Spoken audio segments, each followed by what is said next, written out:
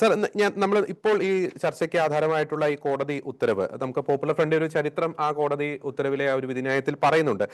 അതായത് ഈ 2006 നമുക്ക് ഏവർക്കും അറിയാവുന്നതുപോലെ ഈ പോപ്പുലർ ഫ്രണ്ടിന്റെ ഒരു ജന്മം എന്ന് പറയുന്നത് 3 സംഘടനകളുടെ ഒരു കൂട്ടായ്മയിലാണ്. അത് NDF, നാഷണൽ ഡെമോക്രാറ്റിക് ഫ്രണ്ട് കേരളത്തിൽ നിന്നും, മനിത നീതി പസാരി എന്ന് പറയുന്ന സംഘടന തമിഴ്നാട്ടിൽ നിന്നും, കർണാടകയിൽ നിന്നും കർണാടക ഫോറം ഫോർ ഡിഗ്നിറ്റി. അപ്പോൾ ഈ 3 സംഘടനകളുടെ ഒരു കൂട്ടായ്മയിലാണ് 2006 PFI ജന്മം കൊള്ളുന്നത്. ഒപ്പം തന്നെ ഈ കോടതി പറയുന്ന പ്രത്യേക ആയിട്ടുള്ള ഒരു കാര്യം കൂടിയുണ്ട്.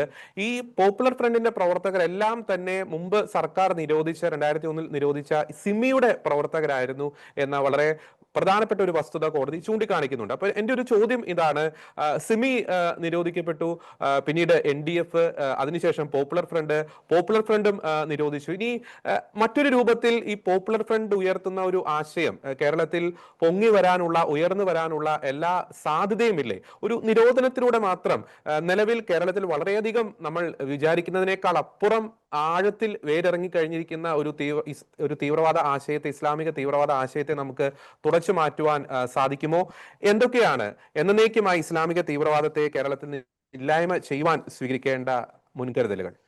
ഇന്ത്യ ഒരു ജനാധിപത്യ രാഷ്ട്രമാണ്.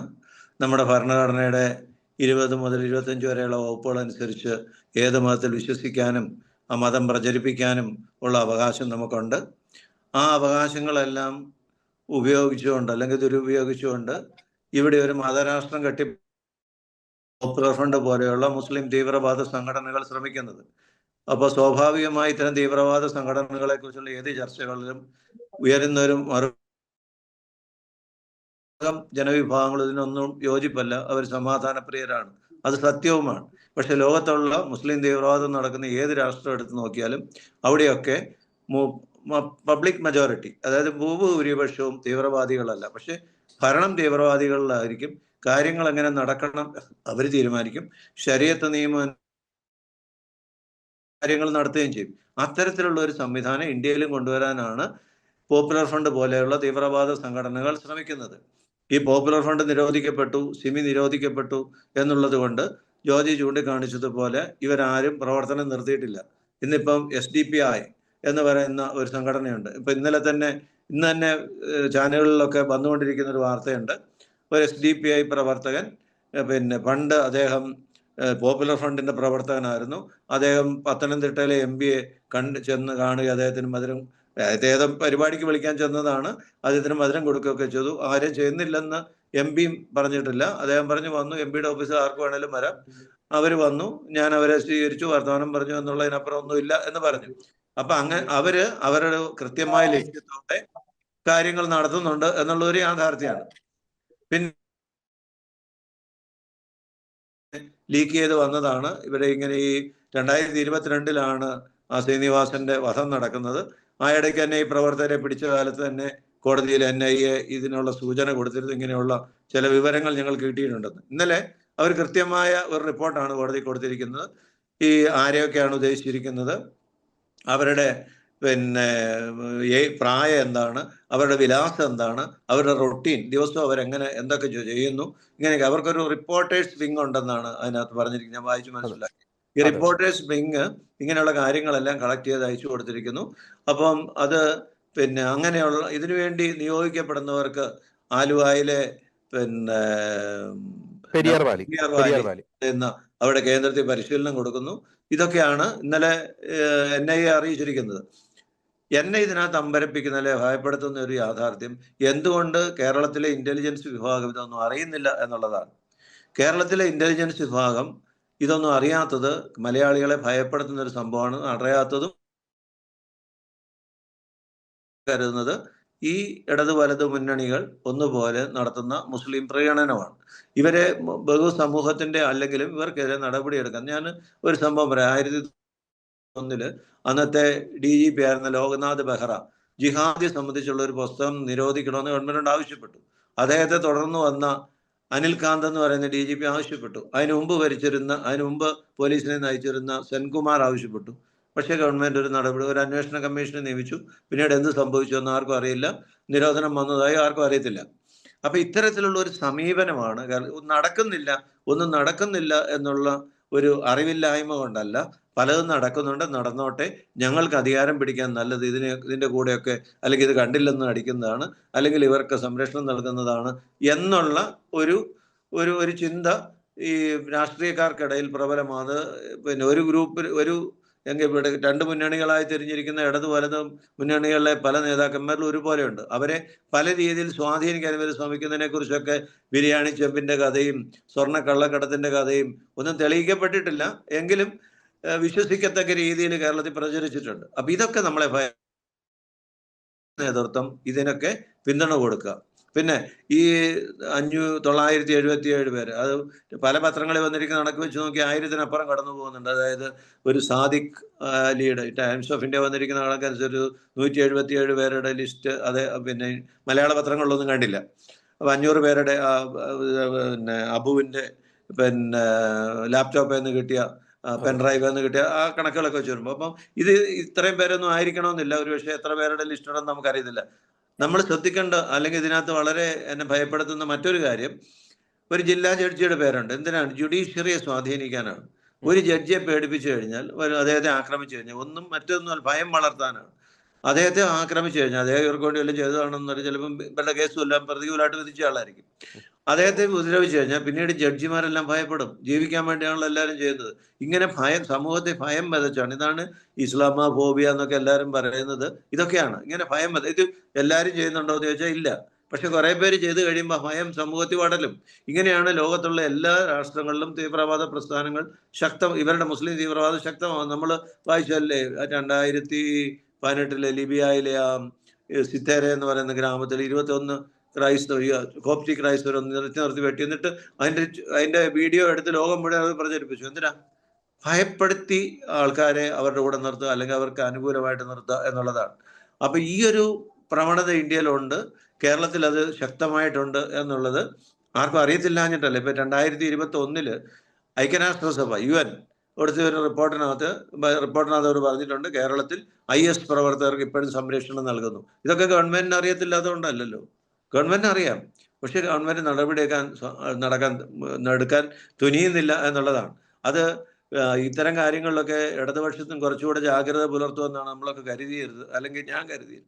പക്ഷെ അവരും ആ ജാഗ്രത പുലർത്തുന്നില്ല, അല്ലെങ്കിൽ അവരും അതിനൊക്കെ കൂട്ടുനിൽക്കുന്നു എന്നുള്ള ഭയപ്പെടുത്തുന്ന ഒരു കാര്യമാണ്. 2010 കേരളത്തിന്റെ മുഖ്യമന്ത്രിയായിരുന്ന അച്യുതാനന്ദനാണ് ഈ 2047 ഇന്ത്യ ഒരു മുസ്ലിം രാഷ്ട്രമാക്കാൻ വേണ്ടി ഒരു നീക്കം നടത്തുന്നു എന്നൊക്കെ പറഞ്ഞ് ചെയ്യുന്നത്. ഇപ്പം ഏറ്റവും ലേറ്റസ്റ്റ് ആയിട്ട് നമ്മൾ കണ്ടത് നിലമ്പൂർ തെരഞ്ഞെടുപ്പിനോടനുബന്ധിച്ച് വെൽഫെയർ പാർട്ടി എന്ന് പറയുന്ന ജമാഅത്തെ ഇസ്ലാമിയുടെ ഒരു ഗ്രൂപ്പുമായിട്ട് കോൺഗ്രസ് പരസ്യമായി ബാന്ധവം ഉണ്ടാക്കിയിരിക്കുന്നു.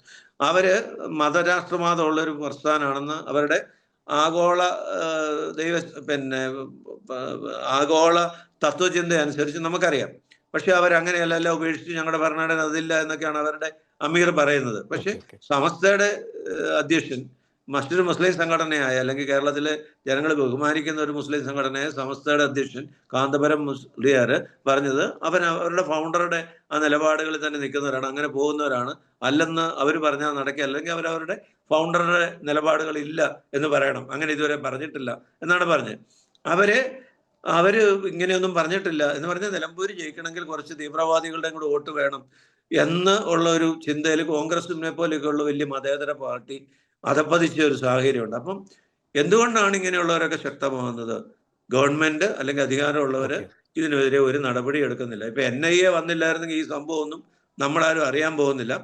NIA വന്നില്ലായിരുന്നു, ജോസഫ് മാസ്റ്ററുടെ കൈവെട്ട് കേസ് പോലും ഇതുപോലെ ഒരു പരിണാമം ഉണ്ടാകില്ല. കേരള പോലീസ് കുറെ പേരെ അറസ്റ്റ് ചെയ്തില്ലെന്നിരിക്കും. ഇപ്പൊ നമുക്കറിയാം, SFIയുടെ പ്രവർത്തകനായ ഒരു അഭിമന്യുവിനെ മഹാരാജാസ് കോളേജ് വെച്ച് കൊന്നു. മഹാരാജാസ് കോളേജ് വെച്ച് രാവിലെ അദ്ദേഹത്തിന്റെ മുറി ചെന്ന് അദ്ദേഹത്തെ വിളിച്ചേപ്പിച്ച് കൊന്നാണ്. അതിന്റെ പ്രതി അവസാനം SDPI-കാരനായ പ്രതി അവസാനം അയാൾ സ്വയം കീഴടങ്ങുന്നത് വരെ കേരള പോലീസിന് പിടിക്കാൻ പറ്റിയിട്ടില്ല. എന്ന് പറഞ്ഞാൽ കേരള പോലീസിന് കഴിവില്ലാത്തതുകൊണ്ടാണെന്ന് ഞാൻ കരുതുന്നില്ല. കമ്മ്യൂണിസ്റ്റ് ഗവൺമെന്റ് ഭരിക്കുമ്പോൾ അവരുടെ വിദ്യാർത്ഥി സംഘടനയിലെ ഒരു നേതാവിനെ കൊന്നിട്ട് പിടിച്ചിട്ടില്ല എന്ന് പറഞ്ഞാൽ, എന്റെ വിശ്വാസം അവരോട് സഹതാപം കാണിക്കുന്നു. വേണ്ടെന്ന് പിടിക്കേണ്ടെന്ന് ആരെങ്കിലും ഒക്കെ പറഞ്ഞിട്ട് വേണമായിരിക്കും, നമുക്കറിയത്തില്ല. ഏതായാലും പിടിച്ചില്ല എന്നുള്ളൊരു യഥാർത്ഥ അവസാനം അയാൾ വന്ന് കീഴടങ്ങി 3-4 കൊല്ലം കഴിഞ്ഞ് വന്ന് കീഴടങ്ങി കഴിഞ്ഞപ്പോഴാണ് അദ്ദേഹത്തെ കോടതി ഹാജരാക്കിയത്. അപ്പൊ ഇതൊക്കെയാണ് നമ്മുടെ നാട്ടിൽ നടക്കുന്ന ഭയാനകമായ ഒരു സാഹചര്യം, അപകടകരമായ ഒരു സാഹചര്യം. ഇതിനകത്ത് കൈ കഴുകാൻ ഒരു മുന്നണിക്കാർക്ക്, ഇടതു മുന്നണിക്കും വലതു മുന്നണിക്കും സാധിക്കും. കുറച്ച് വ്യത്യാസമായിട്ടൊക്കെ പ്രവർത്തിക്കുന്നത് ബി ജെ പി ആണ്. ബി ജെ പിക്കാര് ഇപ്പൊ BJPയുടെ NIA എന്ന് പറയുന്ന ഒരു സംവിധാനം വന്നത് കൊണ്ടാണ് ഇത് ഇങ്ങനെയൊരു പിന്നെ നിരോധനം ഉണ്ടായതും ഇവരുടെ ഈ പെരിയാർ വാലി അടക്കമുള്ളത് കണ്ടു കെട്ടിയതും ഒക്കെ. കേരള പോലീസ് ഇതൊന്നും അറിയുന്നില്ല. എത്ര നല്ലത് പിന്നെ സമാധാനമായിട്ട് ഇവിടെ ആന്റി ടെററിസ്റ്റ് സ്ക്വാഡൊക്കെ ഉണ്ട്. ATS എന്ന് പറഞ്ഞൊരു സ്ക്വാഡിനെയൊക്കെ ഗവൺമെന്റ് ഉണ്ടാക്കിയിട്ടുണ്ട്. അവരൊന്നും ഒരു നടപടി എടുക്കുന്നില്ല, അവരൊന്നും അന്വേഷിക്കുന്നില്ല. അതാണ് നമ്മുടെ നാടിന്റെ ഏറ്റവും വലിയ ഭീകരത. നമ്മുടെ ഇതിപ്പം ദേശീയ ഡൽഹിയിൽ നിന്ന് ഒരു കൂട്ടർ വന്ന് പിടിച്ചുകൊണ്ട് പോകുന്നത് നമുക്കറിയാലോ. ഇന്ത്യയിൽ എവിടെ ഭീകരപ്രവർത്തനം നടന്നാലും ബോംബാക്രമണം നടന്നാലും NIA അന്വേഷിച്ചു വരുന്നത് കേരളത്തിലാണ്. ഇവിടെ വളരെ സ്വസ്ഥമായിട്ട് അവർക്ക് ജീവിക്കാൻ സാധിക്കുന്ന ഒരു അന്തരീക്ഷം ഉണ്ടായിരിക്കുന്നു. ഇവിടെ ഇനി അങ്ങനെ അതിനെക്കുറിച്ച് എന്തെങ്കിലും ഉണ്ടെങ്കിൽ അതിനെതിരെ എന്തെങ്കിലും പറയുന്നവരെ കൂടെ നിശബ്ദരാക്കാൻ ഇത്തരം ഇപ്പൊ അവരെ കൊല്ലണമെന്നൊന്നുമില്ല. ഇങ്ങനെ പറയുന്ന ആരെങ്കിലും ഒരാളെ കൊന്നു കഴിഞ്ഞാൽ അപ്പൊ ബാക്കിയുള്ളവർക്കൊക്കെ പേടിയാവും, പറയാൻ സംസാരിക്കാൻ ഭയമാവും. അപ്പൊ അതുകൊണ്ട് ഭയം വളർത്താനുള്ള ഒരു നീക്കമാണ് ഇത് ചെയ്തത്. ഇപ്പൊ ഈ വാർത്ത പുറത്തുവിട്ടത് തന്നെ ആ രീതിയിലൊരു അതിനൊരു നെഗറ്റീവ് ഇതുണ്ട്. കാരണം ഇങ്ങനെ ഒരു പരിപാടി ഇവര് ആസൂത്രണം ചെയ്തിട്ടുണ്ട്. ആസൂത്രണം ചെയ്ത് അതിന്റെ കുറെ പേര് നിരോധിക്കപ്പെട്ട് ജയിലിലുണ്ടെങ്കിലും അതിന്റെ പ്രധാന പ്രവർത്തകരെല്ലാം ഈ ലോകത്ത് തന്നെയുണ്ട്. അവർക്ക് ഈ പദ്ധതിയുണ്ട്. ആ പദ്ധതിക്കുള്ള പ്രവർത്തനങ്ങൾ അവർ നടത്തുന്നുമുണ്ട്. അതുകൊണ്ട് ഉണരേണ്ടത് കേരളത്തിലെ ഗവൺമെന്റാണ്. കേന്ദ്ര ഗവൺമെന്റ് എന്തുമാത്രം ജാഗ്രത പുലർത്താൻ സാധിക്കും. കേരളത്തിലെ ഗവൺമെന്റ് അത് ആര് ഭരിച്ചാലും ഇത്തരത്തിലുള്ള തീവ്രവാദ പ്രസ്ഥാനങ്ങൾ അല്ലെങ്കിൽ എന്തെങ്കിലും ഒരു സംഭവം ഉണ്ടായിക്കഴിഞ്ഞാൽ ഒറ്റപ്പെട്ട സംഭവം എന്നൊക്കെ പറയും. ഇപ്പം ആദ്യത്തെ അച്ഛൻ ചൂണ്ടിക്കാണിച്ചത്, പടിഞ്ഞാറക്കുറ്റൻ ചൂണ്ടിക്കാണിച്ചതുപോലെ ആലപ്പുഴയിൽ നടന്നത് നമ്മൾ കണ്ടതാണ്. കേരള പോലീസിൽ നിന്ന് എത്ര ഉദ്യോഗസ്ഥന്മാരെയാണ് ഈ മുസ്ലിം തീവ്രവാദികൾക്ക് വാർത്തകൾ ചോർത്തി കൊടുത്താൻ അറസ്റ്റ് ചെയ്തത്. കേരള പോലീസിൽ തന്നെ കമ്മ്യൂണലായിട്ടുള്ള ഫോർമേഷൻസ് ഉണ്ടായതിൻ്റെ അന്വേഷണം നടത്തിയിട്ട് അത് നിർത്തിക്കളഞ്ഞു. ഇങ്ങനെയൊക്കെയുള്ള വല്ലാത്ത ഒരു രാഷ്ട്രീയ നേതൃത്വത്തിന്റെ നിസ്സംഗത, അതായത് അധികാരത്തിൽ തുടരാൻ വേണ്ടി കുറെ വോട്ട് കിട്ടാൻ വേണ്ടി രാഷ്ട്രീയ നേതൃത്വം കാണിക്കുന്ന ഒരു നിസ്സംഗത എന്തെങ്കിലും ഉണ്ടെങ്കിൽ അവരെവിടെയെങ്കിലും ഇസ്രായേലിൽ ഒരു ബോംബ് പൊട്ടിയ ഉടനെ ഇവരെല്ലാവരും കൂടെ ഇവിടെ ഭയങ്കര ബഹളമാണ്. അത് ഇസ്രായേലോ ഇവിടെ ജനങ്ങൾക്ക് എത്ര ബാധിക്കുന്നുണ്ടെന്ന് പോലും ഒരു പ്രശ്നമല്ല. പക്ഷെ ഇസ്രായേലിലും ഇന്ത്യക്കാരൊക്കെ ഒത്തിരി പേര് ജോലി ചെയ്യുന്നുണ്ട്, മലയാളികൾ ഒത്തിരി പേര് ജോലി ചെയ്യുന്നുണ്ട്. അവരെയൊക്കെ മറന്നിട്ട് അതിനെതിരെ എന്തെങ്കിലുമൊക്കെ പറയാന്നല്ലാതെ വേറെ യാതൊന്നും പറയോ. ഇപ്പൊ ഇങ്ങനെ ഒരു സംഭവം ഉണ്ടായി, കേരളത്തിലെ ഏതെങ്കിലും ഒരു രാഷ്ട്രീയക്കാരൻ ഇതിനെക്കുറിച്ച് പ്രതികരിച്ച് നമ്മൾ കണ്ടോ? ഇല്ലല്ലോ. ഇങ്ങനെ പോപ്പുലർ ഫ്രണ്ട് ഇങ്ങനെയൊക്കെ ചെയ്തു എന്നുള്ളതിനെ കുറിച്ച് ഇവർ ദിവസവും 10-15 പ്രാവശ്യം പത്രക്കാരെ കാണുന്നവരല്ലേ. ഇവരാരെങ്കിലും ഇതിനെക്കുറിച്ച് പ്രതികരിച്ചിട്ടുണ്ടോ? ഇവരുടെ ഈ നിസ്സംഗത ജനങ്ങൾ മനസ്സിലാക്കണം. ഈ നിസ്സംഗത മനസ്സിലാക്കി ഇതിനെതിരെ എല്ലാ തീവ്രവാദവും തെറ്റാണ്. നമ്മൾ ഒരു തീവ്രവാദത്തെ ന്യായീകരിക്കാൻ പറയാം. എല്ലാ തീവ്രവാദവും തെറ്റാണ്. ആ തീവ്രവാദ നിലപാടെടുക്കുന്നവർക്കെതിരെ കർശന നടപടികൾ എടുക്കാൻ രാഷ്ട്രീയ നേതൃത്വം തയ്യാറായില്ലെങ്കിൽ ഇത് വലിയ ആപത്തായിട്ട് വരും. നമുക്കറിയുന്ന ഇതെന്താന്ന് ചോദിച്ചാൽ ഈ ഒരു ചെറിയ സമൂഹമാണ്, ചെറിയ ഗ്രൂപ്പാണ് തീവ്രവാദികൾ. പക്ഷെ അവര് കാര്യങ്ങളുടെ നിയന്ത്രണം ഏറ്റെടുക്കും. നിയന്ത്രണം ഏറ്റെടുത്ത് കഴിയുമ്പോൾ വലിയ ഗ്രൂപ്പ് മുഴുവൻ അവർക്ക് വിധേയപ്പെട്ട് ജീവിക്കേണ്ടി വരും. അങ്ങനെ വന്നാൽ നമ്മുടെ സ്വാതന്ത്ര്യം, നമ്മൾ ഇന്നിപ്പം ഭരണഘടന നമുക്ക് പറയുന്ന 20 മുതൽ 25 വരെയുള്ള വകുപ്പുകളിൽ പറയുന്ന മതസ്വാതന്ത്ര്യമൊക്കെ ഏതെങ്കിലും മുസ്ലിം രാജ്യത്തുണ്ടോ? ഇല്ല. ഒരു മുസ്ലിം രാഷ്ട്രം വരിക എന്ന് പറഞ്ഞാൽ അതിനെ കുറിച്ച് നമുക്കിപ്പോ ചിന്തിക്കാൻ പറ്റത്തില്ല. ഇന്ത്യയിലൊന്നും ജീവിക്കുന്നവർക്ക് മനസ്സിലാക്കാനും പറ്റും. വായിച്ച് കേൾക്കുമ്പോൾ നമുക്കറിയാമല്ലോ. അപ്പൊ അതുകൊണ്ട് വലിയ ആപത്തിലേക്ക് നീങ്ങാന്ന് പറഞ്ഞാൽ അതിന് ഒരു വലിയ സംഘമൊക്കെ ഉണ്ടായി, അല്ലെങ്കിൽ മുസ്ലിം 26% വരുന്ന മുസ്ലിം സമൂഹം മുഴുവൻ അതിന് കൂടണമെന്നൊന്നുമില്ല. ഇവരുടെ തീവ്രവാദികൾ അതിന് മതിയായവരാണ്. വളരെ ജാഗ്രത പുലർത്തേണ്ട, വളരെ അപകടകരമായ ഒരു സൂചനയാണ് ഈ കണക്കുകൾ നമുക്ക് തരുന്നത്. അതിലെ രാഷ്ട്രീയ നേതൃത്വം ജാഗ്രത പുലർത്തിയില്ലെങ്കിൽ അപകടകരമായ നിലയിലേക്ക് ഇന്ത്യ പോവുകയും ചെയ്യും. പക്ഷെ ഡൽഹി ഇക്കാര്യത്തിൽ വളരെ കർക്കശമായ ഒരു നിലപാടിലാണ്.